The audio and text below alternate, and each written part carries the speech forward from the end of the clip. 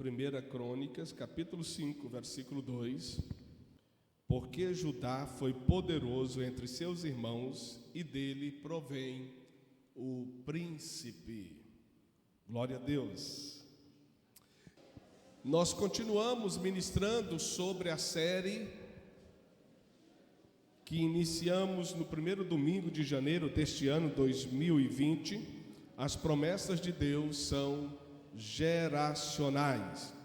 Mas especificamente hoje eu quero ministrar sobre, dentro do tema geral, eu quero falar sobre o subtema o Messias, descendente de Judá, da raiz de Davi, o prometido das nações.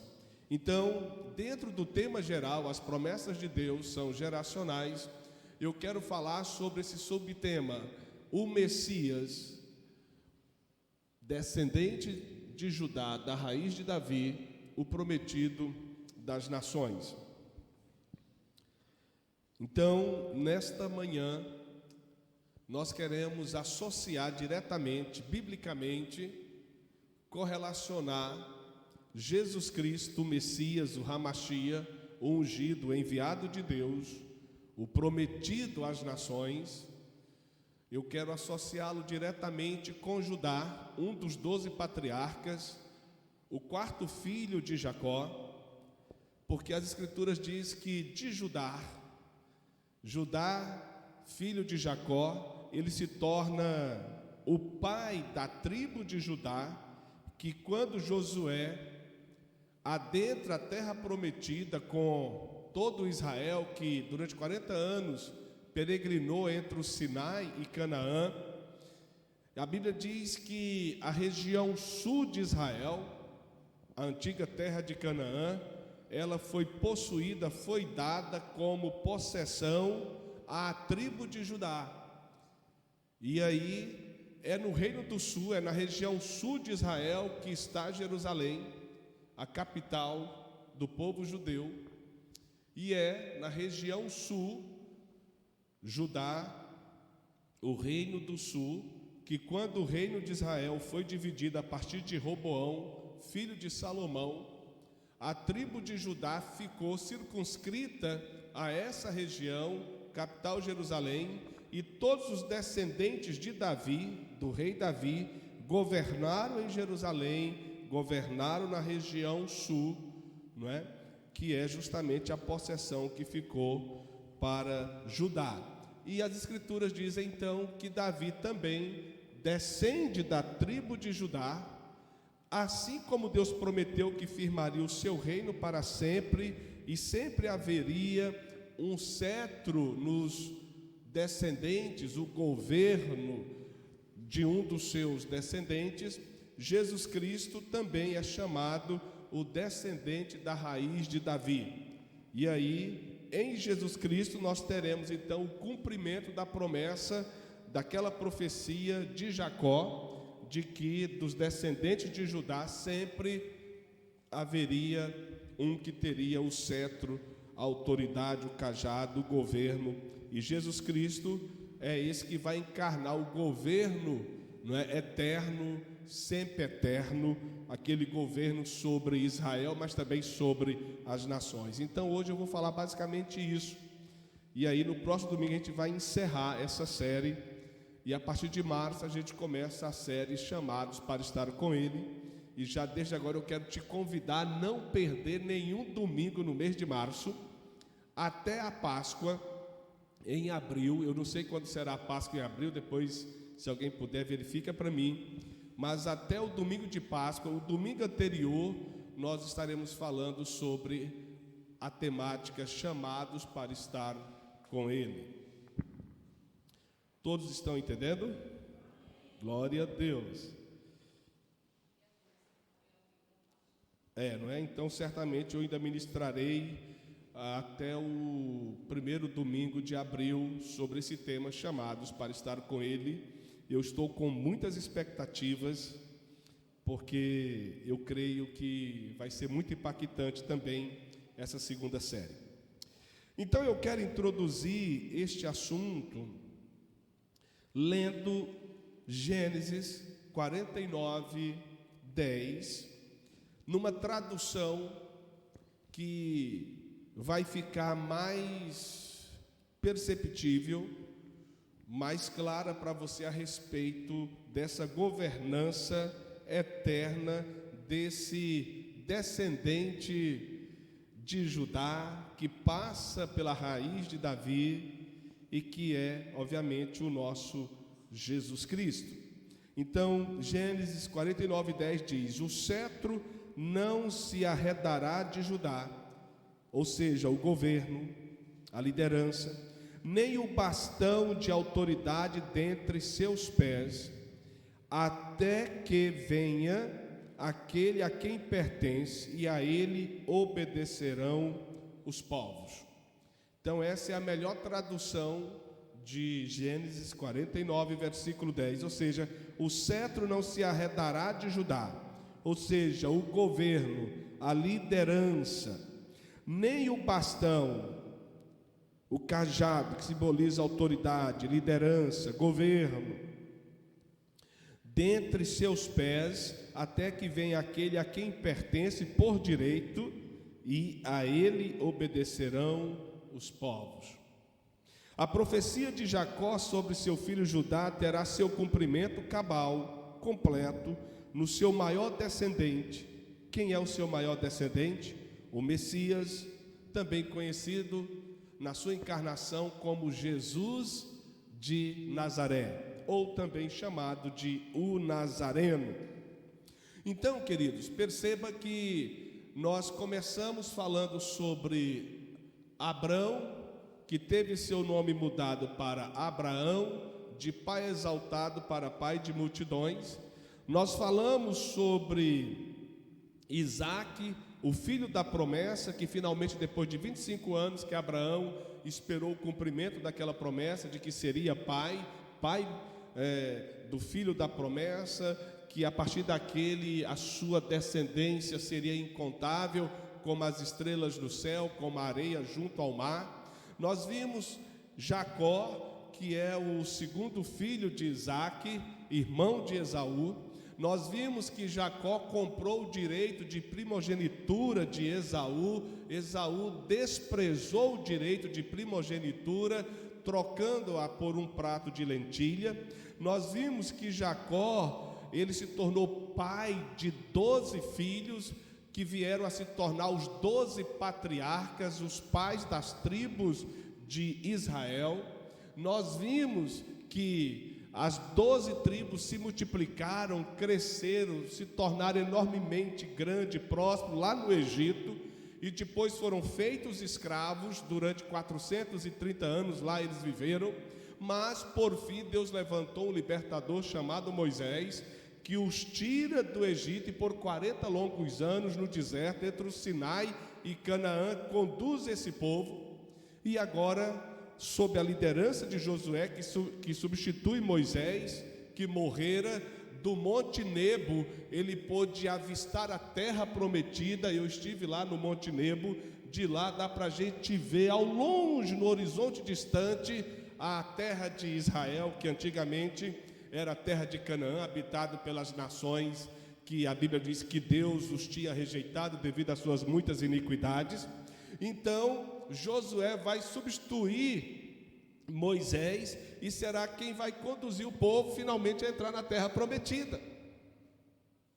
E aí nós vimos esse roteiro, fizemos esse tour bíblico histórico, e agora nós falamos também, alguns domingos passados, nós falamos sobre Rúben, o primogênito de Jacó, que por direito deveria receber a bênção da primogenitura, mas devido ao seu pecado de incesto, ter se deitado com uma das concubinas de seu pai Jacó, a Bíblia diz que na hora em que Jacó estava abençoando os filhos antes de morrer, disse que ele tinha tudo para ser nobre, para ter ascensão sobre os demais irmãos, mas porque profanara o leito do seu pai, ele só seria um filho a mais, mas não seria distinto, não teria aquela nobreza, apesar de ser o primeiro. E nós falamos também sobre José, que apesar de ser o 11º filho, devido à nobreza do seu caráter, devido à assertividade das suas decisões, das suas escolhas, ele vai receber a bênção de primogenitura que deveria ser do filho primeiro, que teve más atitude, ele receberá a bênção como se fosse o primeiro filho, José. E aí, nós estamos também falando agora sobre Judá. De todos os 12, eu só escolhi esses 3 para poder falar, poderia falar sobre todos eles. Mas estamos falando sobre Judá, porque também, lá no dia antes de morrer, Jacó profetizou sobre o seu filho Judá, dizendo que, apesar de José receber a bênção da primogenitura, mas seria de Judá que viria o príncipe, que viria o Messias, o ungido de Deus, que viria aquele que governaria sempre eternamente, para sempre, sobre Israel, sua descendência. Israel, disse Jacó, mas também sobre toda a humanidade. Então, hoje eu quero falar sobre o maior descendente de Abraão, que está ligado a toda a genealogia de Abraão, passando por Isaac, Jacó, os 12 patriarcas, e que também é descendente da tribo de Judá, passando pela raiz de Davi, ou seja, Jesus Cristo, depois de muitas gerações, ele é descendente também de Davi. Por isso a profecia se aplica a ele, porque de Davi a Bíblia diz que Deus não apagaria uma lâmpada, sempre haveria nos descendentes de Davi o governo, o reino, o cajado, o cetro. Então é sobre isso que eu quero compartilhar com vocês.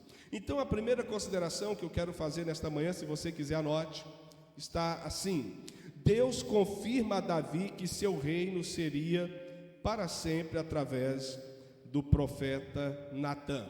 Aonde está essa passagem? Anote aí, 2 Samuel 7, versículo 16.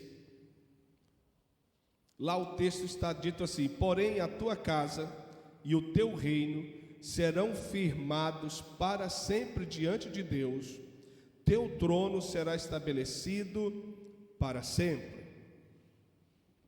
Então veja, o profeta Natã, aquele mesmo que denuncia o pecado de Davi, quando peca contra Urias, tomando dele a sua esposa Betseba. A Bíblia diz que esse profeta, a quem Davi respeitava e até temia, ele é usado por Deus para dizer isto ao rei. Em que ocasião ele diz isto? A Bíblia diz que Davi intentou construir a casa de Deus. O tabernáculo móvel seria substituído. O tabernáculo móvel, juntamente com a arca, ficava em Siló. Mas a Bíblia diz que Davi tentou construir, o tabernáculo fixo, o templo em Jerusalém, para acomodar a arca da aliança, porque na arca da aliança estava simbolizada a presença de Deus. Porém, Deus disse a Davi que ele não construiria, porque ele era um guerreiro de guerra e tinha suas mãos manchadas de muito sangue, porque ele foi um estrategista militar, um líder militar, ele guerreou muito. Então Deus disse: olha, a sua intenção é boa, apesar de que eu não preciso de casa terrena, eu nunca pedi a vocês que construíssem para mim um tabernáculo, uma casa terrena, mas a sua atitude é boa. Você não construirá porque você foi guerreiro, suas mãos estão manchadas de sangue, mas o seu filho, que descenderá de você, que será também meu filho, dele eu receberei a construção do templo. E aí Davi, sabendo disso, se encarregou então de providenciar a aquisição talvez de 80% de todo o material que seria usado na construção do templo. Então é nesse momento que Davi se quebranta diante de Deus, dizendo: Senhor, eu queria construir uma casa para ti, eu estou num palácio, Israel está na terra prometida, só o Senhor, através da arca da aliança, ainda está debaixo de um tabernáculo móvel, eu queria uma coisa melhor para o Senhor. Aí o Senhor diz: olha, foi louvável a sua atitude, mas por essa razão você trabalhará para que seu filho construa depois de você. Aí Deus reafirma para Davi a promessa de que o reino dele estava estabelecido para sempre, e da descendência de Davi sempre haveria alguém que governaria sobre Israel. Então é isso que o profeta Natã, usado por Deus, está dizendo: porém a tua casa e o teu reino serão firmados para sempre diante de ti, teu trono será estabelecido para sempre. É claro que Davi, quando ouve essa profecia, apesar de ele ser também um profeta, um homem de Deus, é claro que ele deve ter pensado: poxa, a minha geração, humanamente falando, vai reinar indefinidamente para sempre sobre Israel. É possível que nesse momento ele não tinha o discernimento de que um dos seus descendentes não seria apenas um filho biológico, seria o filho do próprio Deus, mas que historicamente falando, genealogicamente falando, estaria associado à sua descendência. Mas Cristo, o Filho de Deus, claro que é muito maior do que o próprio Davi, é muito maior do que os seus descendentes, mas historicamente falando, ele está associado à sua descendência. Quem está me entendendo aqui?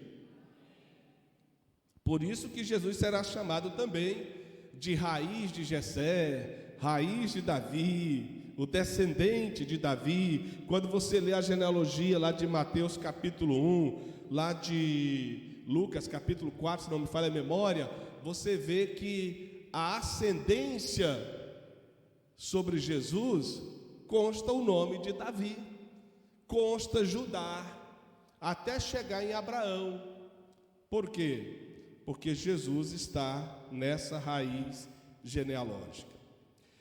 A segunda consideração, se você quiser anote: o profeta associa a vinda do Messias com o rei sempre eterno, o maior descendente de Davi. Que profeta foi esse?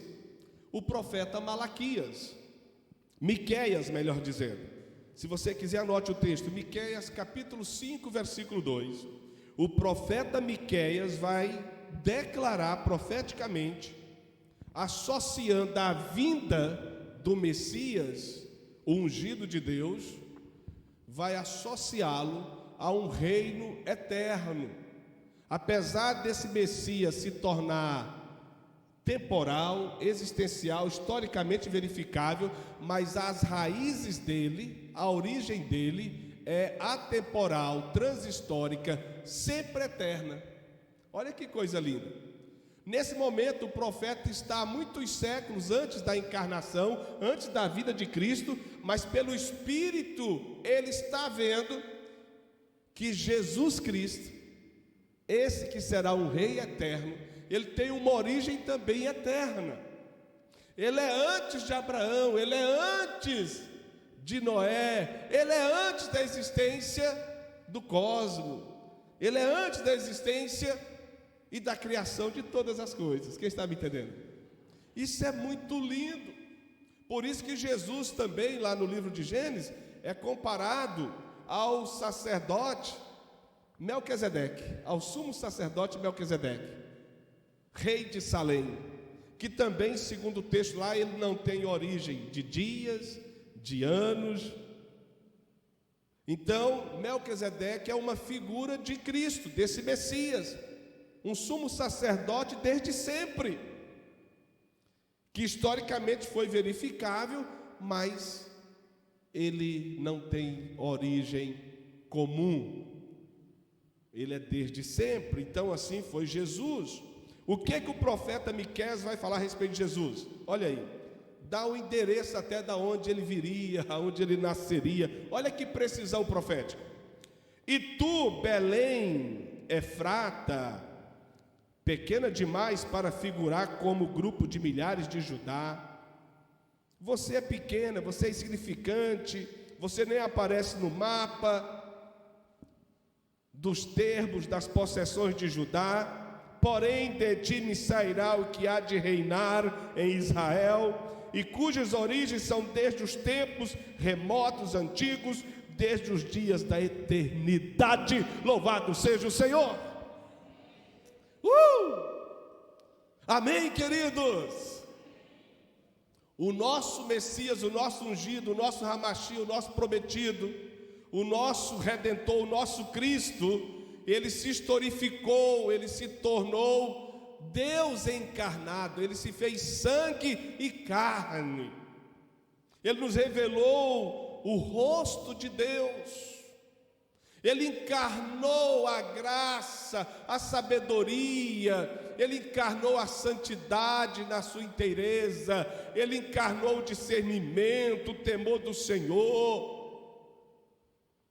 Mas ele foi também 100% homem, 100% humano. Nele foi conjugada a natureza divina e a natureza humana. Quem está me entendendo? A natureza humana porque ele é desde sempre. A natureza eterna, melhor dizendo. A natureza humana porque em algum momento, historicamente falando, ele nasceu, viveu o propósito para o qual ele haveria de vir. Então, da onde ele veio? De Belém, nascido em Belém. É claro que ele vai crescer, vai se desenvolver até se tornar homem lá na região norte, lá em Nazaré.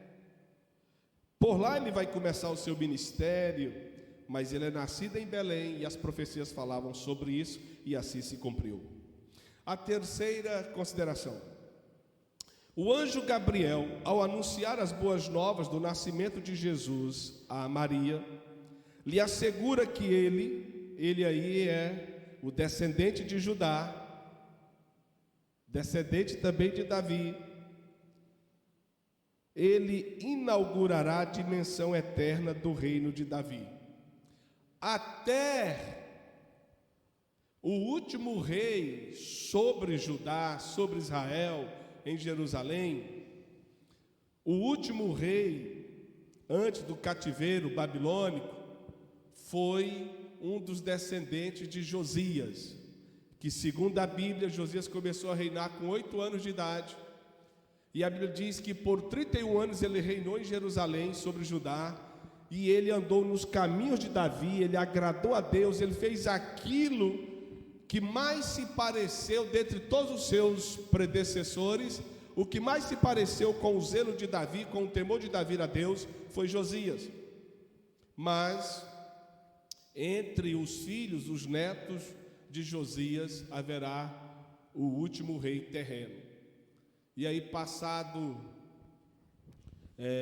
alguns séculos depois, aí vem o descendente de Davi, que encarnaria justamente essa dimensão que inauguraria o tempo do reino eterno de um dos descendentes de Davi. E esse, não é por coincidência, mas por providência, será o próprio Filho de Deus, aquele que reinará para sempre, o Senhor Jesus. Então, o anjo Gabriel, a terceira consideração. O anjo Gabriel, ao anunciar as boas novas do nascimento de Jesus a Maria, lhe assegura que ele inaugurará a dimensão eterna do reino de Davi. Se ele inaugura a dimensão eterna, a partir de então, é porque ele é eterno. Vejamos isso em Lucas, capítulo 1, 32 e 33. Lá em Lucas 1, 32 e 33 está dito: ele será grande e será chamado Filho do Altíssimo. O anjo Gabriel está dizendo isso a uma jovem por nome de Miriam, porque não tem o nome Maria na Bíblia, porque já é eu esqueço o termo que usa, mas vamos usar o termo tradução. Então, ele está falando a Maria, uma jovenzinha talvez de uns 14, 15 anos, talvez 16, não sei, lá na região norte de Israel, uma menina humilde, de uma família simples, de uma família possivelmente da zona rural. E aí o anjo Gabriel está dizendo: olha, você vai ser mãe do maior descendente de Judá, do maior descendente de Davi, e ele vai inaugurar o período do reino eterno dos descendentes de Davi. Louvado seja Deus. Você será a mãe dele. Então, o que o anjo Gabriel, que é o anjo das boas notícias, está dizendo? Esse será grande e será chamado Filho do Altíssimo. Deus, o Senhor, lhe dará o nome de Davi, seu pai. Olha aqui, ao mesmo tempo que ele é atemporal, transhistórico, eterno, ele está também vinculado a uma história, a uma herança, a uma genealogia. Então ele está vinculado a Davi, que Deus elegeu como rei sobre Israel e disse: olha, o seu reino está firmado para sempre. Não se apagará da mão dos seus descendentes a lâmpada sobre Israel. Mas quando você estuda sobre Davi, que você vai sobre a sua ascendência, você vai ver que Davi é descendente de Judá, da tribo de Judá, para a qual Deus prometeu que de Judá haveria sempre um cetro, um governo, e todos os seus demais irmãos se inclinariam diante do seu governo. Amém, meus queridos? Que coisa linda! A quarta consideração, se você puder e quiser, anote. O reino do Messias, descendente de Davi, será pacífico e próspero como nunca houve. Então, queridos, o reino do Messias, desse descendente sempre eterno, vinculado historicamente a Judá, a Davi e aos seus descendentes, será um reino pacífico e próspero. Eu quero ler algumas passagens em Isaías, capítulo 11, do versículo 1 ao 10. Venham comigo. Olha que coisa linda que o profeta Isaías, 8 séculos, isto é, 800 anos antes de Cristo, ele profetiza pelo Espírito sobre a vinda desse Messias, que nós sabemos que é Jesus Cristo. Do tronco de Jessé, quem foi Jessé? Pai de Davi. Sairá um rebento, um descendente, um filho, e das suas raízes um renovo, uma esperança nova, um novo tempo, uma nova dimensão de governo, de autoridade. Repousará sobre ele, sobre esse descendente, o Espírito do Senhor, o Espírito de sabedoria, o Espírito de entendimento, o Espírito de conselho, o Espírito de fortaleza, o Espírito de conhecimento, o Espírito de temor do Senhor. Diga para o seu irmão: essas são as credenciais inigualáveis, incomparáveis. Louvado seja Deus, amém, queridos? Meu Deus, como ele está instrumentalizado, enriquecido, abastecido sobre todos os povos, todos os reinos e governos, porque sobre ele repousará o Espírito do Senhor, o Espírito de sabedoria, o Espírito de entendimento, o Espírito de conselho, o Espírito de fortaleza, o Espírito de conhecimento, o Espírito de temor do Senhor. Diga para o seu irmão: eu profetizo, e toda a sua casa estão debaixo deste governo, deste principado, desta autoridade, desta unção, desta liderança, para o seu bem e para o bem de todos os seus, em nome de Jesus. Deleitar-se-á, alegrar-se-á no temor do Senhor, não julgará segundo a vista dos seus olhos, nem repreenderá segundo o ouvir dos seus ouvidos, isto é, ele não julgará baseado nas paixões, ele não julgará baseado nas aparências, ele não julgará baseado nas reações intempestivas, ele não julgará baseado nas emoções, ele julgará de maneira equilibrada. Louvado seja Deus.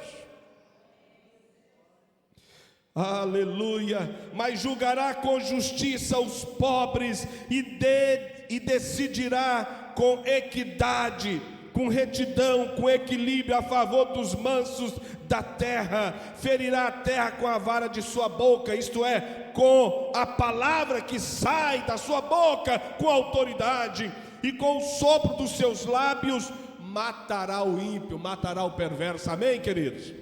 Olha aqui para mim. É interessante que quando você estuda um pouco na Bíblia sobre o chamado governo do anticristo, a Bíblia diz que o anticristo, ele se manifestará como alguém que resistirá todo o sagrado que se chama pelo nome de Deus. Ele terá um poder de influência, de engano sobre as nações. Mas a Bíblia diz que quando o Senhor vier, o Senhor o aniquilará apenas com o sopro da sua boca. Quem está entendendo, queridos? Diga para o seu irmão: este rei eterno não tem páreos para disputa.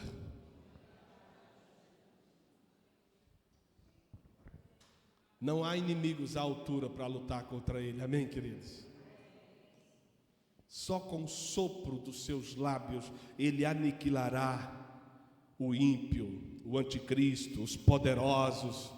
Lá no Salmo 2, o salmista diz que os poderosos se ajuntam com os príncipes para conspirar contra o ungido do Senhor, contra o Senhor e o seu ungido. Irmãos, vocês não têm noção, nós não temos noção do quanto os poderosos das nações, eles tramam diuturnamente contra a humanidade. Eu tenho orado aqui no Brasil para Deus levantar homens e mulheres de boa vontade, homens e mulheres que temam a Deus, que honrem a família e que respeita a igreja. Agora, o próximo versículo: mas julgará com justiça os pobres e decidirá com equidade a favor dos mansos da terra. Ferirá a terra com a vara da sua boca e com o sopro dos seus lábios matará, eliminará o perverso ou o ímpio ou o filho da perdição. A justiça será o cinto dos seus lombos e a fidelidade o cinto dos seus rins.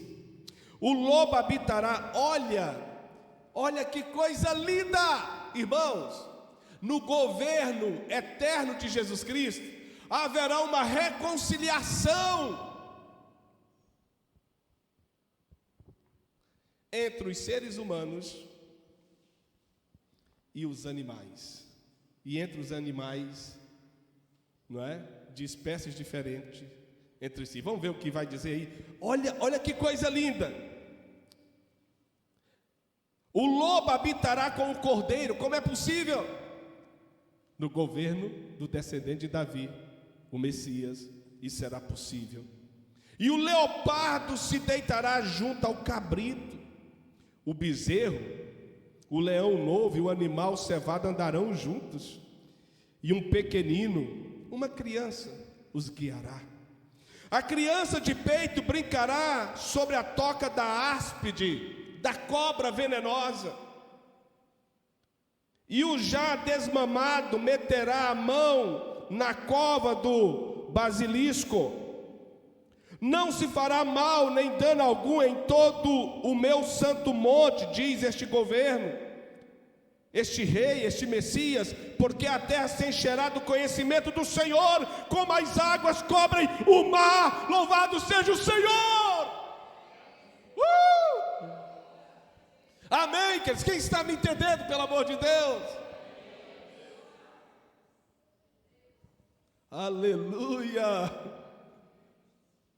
O animal mais temido da Amazônia é a onça pintada. Também tem a chamada onça preta. Comem gado, outros animais. E lá na região norte do Pará, onde eu morei, no Mato Grosso, às vezes come até gente. Mas na África, o felino mais temido é o leão, que vez ou outra acidentalmente mata um caçador profissional, mata um cuidador daqueles chamado safaris, né? Mas no governo de Cristo haverá paz entre os animais. Não haverá mais aquela chamada cadeia alimentar. O mais forte prevalece sobre o mais fraco. Uma criança guiará os animais ferozes. Quem está me entendendo? Mas tem mais, olha que coisa linda. Tem mais. Naquele dia recorrerão as nações. Mas eu quero ler mais um texto que eu não coloquei aqui, que eu julgo que é importante eu ler agora, para falar desse inimaginável, desse incomparável período desse reino tão poderoso. Versículo 7. A vaca e o urso pastarão juntas, e seus filhos juntos se deitarão, e o leão comerá palha com o boi. O leão, os predadores não serão mais carnívoros, e brincará a criança de peito sobre a toca da áspide, e o já desmamado meterá a mão na cova do basilisco. Não se fará mal nem dano algum em todo o monte da minha santidade, porque a terra se encherá do conhecimento do Senhor, como as águas cobrem o mar. Versículo 10. E acontecerá naquele dia que as nações, todas as nações perguntarão pela raiz de Jessé. Quem é a raiz de Jessé? Jesus. Posta por pendão dos povos, por estandarte, posto por referência, posto por bandeira, posto por alvo, para lá todos deverão ir e olhar, e o lugar do seu repouso será glorioso. Louvado seja Deus. Ai, irmãos, o Santo Monte está em Jerusalém. De lá Jesus governará todas as nações. Irmãos, quando eu estive lá, quando a gente estava indo para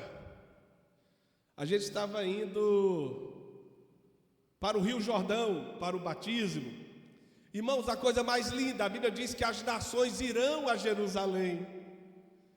Irmãos, é tão emocionante, foi tão emocionante, a gente se encontrando com os asiáticos, com os chineses, japoneses, coreanos e tantas outras nações, mas algo me chamou muito mais atenção e me emocionou. A gente estava indo e esse grupo tinha saído já do Rio Jordão, vestidos a caráter, os africanos, parece que eles eram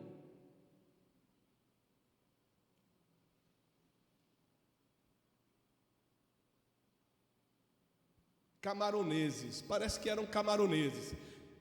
Eles com aquelas roupas bonitas, bem coloridas, espalhafatosas, e cantando, aquela multidão cantando tão alto. E a gente passando entre eles, eu falando, né, dando glória a Deus entre eles, batendo assim nos ombros. Irmãos, no governo eterno de Cristo, as nações andarão de mãos dadas.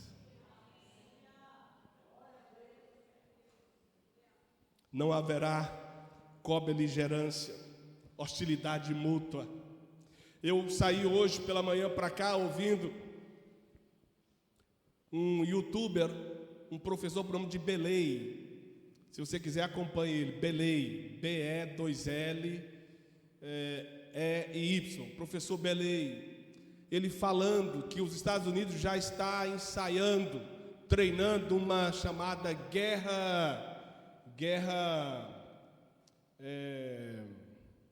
não é a guerra convencional, é guerra nuclear, porque já antevendo no futuro um conflito com a Rússia.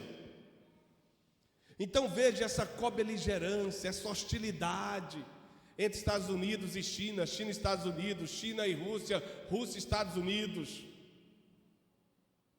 a Índia e Cazaquistão, e assim tantas outras nações. No reino do Filho de Davi, o Senhor Jesus Cristo, as nações andarão de mãos juntas. Irmãos, quem anseia por esse dia, pelo amor de Deus? Isaías diz que as armas serão transformadas em ferramentas de arar a terra. Gente, não tem como não se apaixonar, não é? Vocês conseguem se emocionar comigo?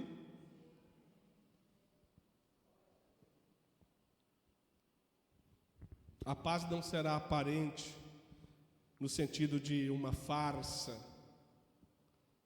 um trato que não haverá propósito de cumprir-se de ambas as partes. Haverá governo, haverá paz, porque o espírito de sabedoria, o espírito de entendimento, o espírito de conhecimento, o espírito do temor do Senhor estará sobre este Rei Jesus Cristo. A quinta consideração desta manhã: ante o livro enigmático com selos, ou com os 7 selos, somente o descendente de Judá, da raiz de Davi, foi capaz de abri-lo.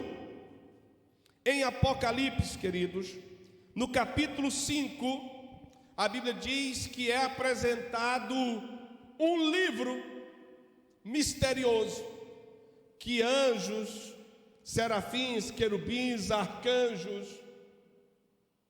nenhum personagem que habita o céu foi capaz de abrir o livro. Mas ao mesmo tempo que Jesus é apresentado como a raiz de Jessé, o descendente de Davi, da tribo de Judá, ao mesmo tempo que ele é apresentado como o Senhor, ao mesmo tempo que ele é apresentado como o Rei dos Reis, o Senhor dos Senhores, ele também é apresentado como o Cordeiro de Deus, aquele que morreu, mas ressuscitou ao 3º dia. E a quem foi dado poder e autoridade para abrir o livro com os 7 selos? Que a partir do momento que o livro é aberto, que os selos são abertos, começa o juízo eterno de Deus sobre os filhos da desobediência. Quem abriu, segundo Apocalipse capítulo 5, é justamente o Cordeiro de Deus, que enquanto Cordeiro ele assumiu a nossa culpa, enquanto Cordeiro ele morreu por mim e por você, mas ele ressurgiu para se tornar o Rei eterno, o Senhor dos Senhores, o Rei dos Reis. Vamos ver o que diz Apocalipse capítulo 5, versículo 5.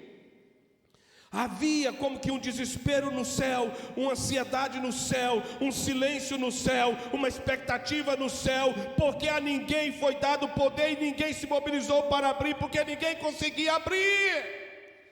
Mas eis que o Cordeiro de Deus tinha poder e autoridade para abrir o livro com os 7 selos. Todavia, um dos anciãos me disse, e João, que estava tendo o discípulo de Jesus, o velhinho lá exilado na ilha de Patmos, lá ele teve a visão do Apocalipse. Então quando ele tem essa visão, ele está angustiado. Será que no céu não há nenhum personagem, no céu não há ninguém que consiga abrir este livro? Aí o anjo diz a ele assim, um dos anciãos do céu diz assim: não chores, eis que o leão, aleluia, da tribo de Judá, a raiz de Davi, venceu para abrir o livro e os seus 7 selos. Louvado seja o Senhor.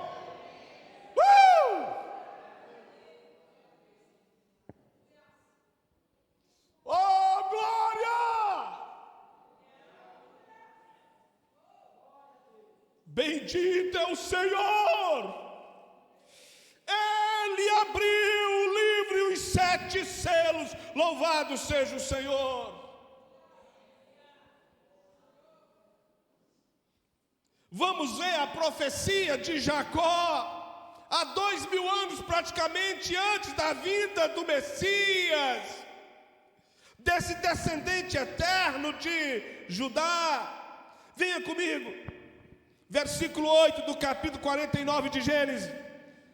Está lá o velhinho, Jacó, já prestes a morrer, e agora ele vai abençoar o seu 4º filho, Judá, e diz: Judá, a ti te louvarão, te elogiarão os teus irmãos, a tua mão será sobre o pescoço de seus inimigos, os filhos de teu pai te se inclinarão, se renderão diante de ti. Judá é um leãozinho, da presa subiste, filho meu, encurvar-se e deita-se como um leão, e como um leão velho, quem o despertará?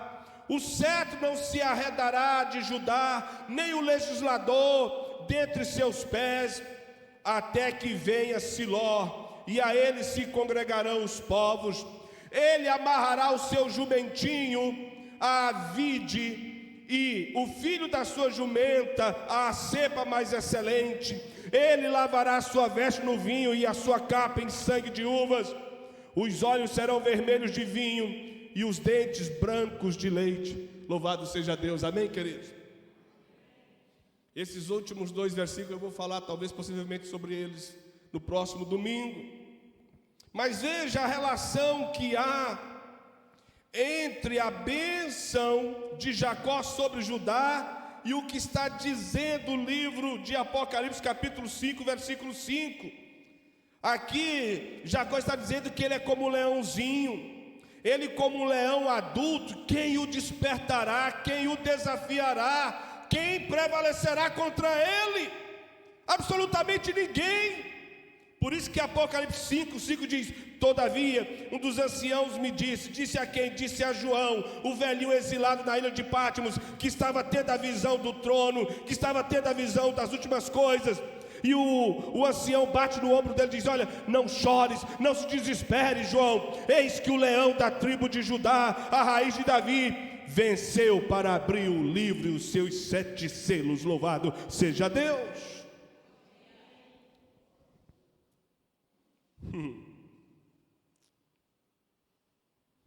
Judá é o leãozinho, da presa subiste, filho meu, encurva-se e deita-se como leão, e como leoa quem o despertará?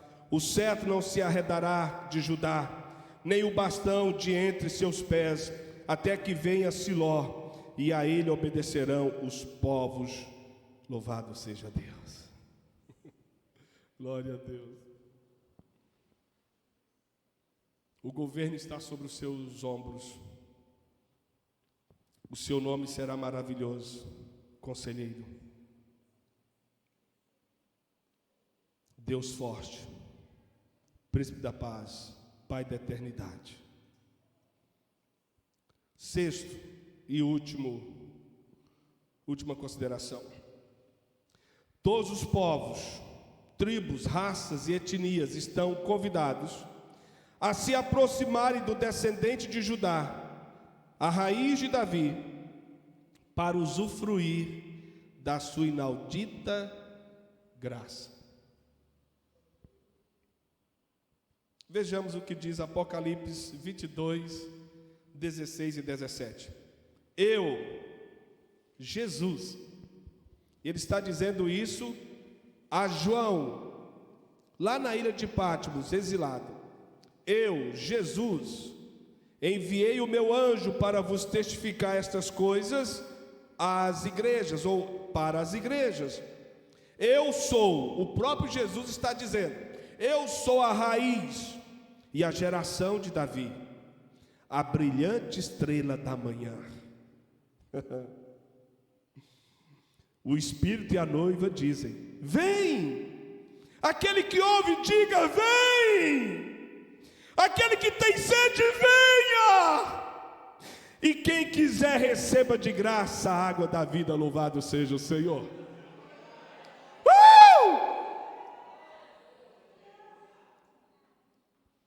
Ele diz à igreja, ele diz à noiva, ele diz ao Espírito, ele diz aos 4 cantos da terra, ele diz aos grandes e pequenos, aos pobres e ricos, aos poderosos e fracos, ele diz: olha, quem tem sede, venha a mim e beba.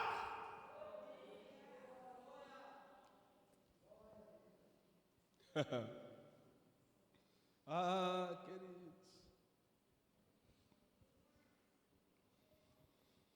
se você tem sede de justiça, ele está dizendo: vinde a mim e beba. Se você tem sede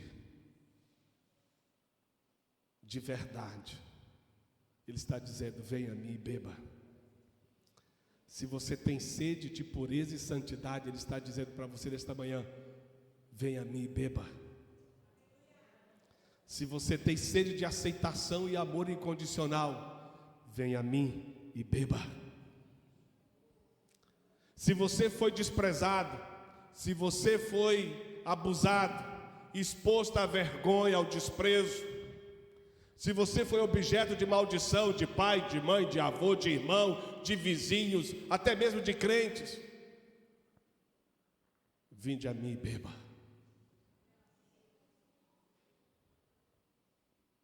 Eu sou o descendente da geração de Davi. Eu sou o leão da tribo de Judá. Eu sou aquele que fui morto, mas ao terceiro dia ressurgiu. Eu sou aquele que estou assentado à destra de Deus Pai. Eu sou aquele que tem a palavra final sobre tudo e todos. Eu sou o Rei dos Reis, eu sou o Senhor dos Senhores. Eu sou a fonte da água da vida. Quem vier a mim beber desta água jamais terá sede. Louvado seja o Senhor. Oh, se você tem sede de paz, venha a Ele. Ele é o príncipe da paz. Se você tem sede de aceitação, Ele está de braços abertos nesta manhã para te acolher. Louvado seja Deus.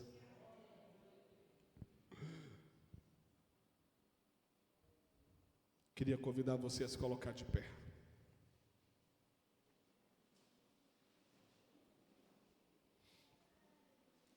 Os descendentes de Judá tornaram-se, além de uma numerosa e próspera tribo, conquistaram a parte sul da terra prometida, dando origem ao reino do sul, capital Jerusalém, governada pelo lendário rei Davi e seus descendentes. Ainda de Judá descenderia o Messias da raiz de Davi, que governará para sempre sobre todas as nações.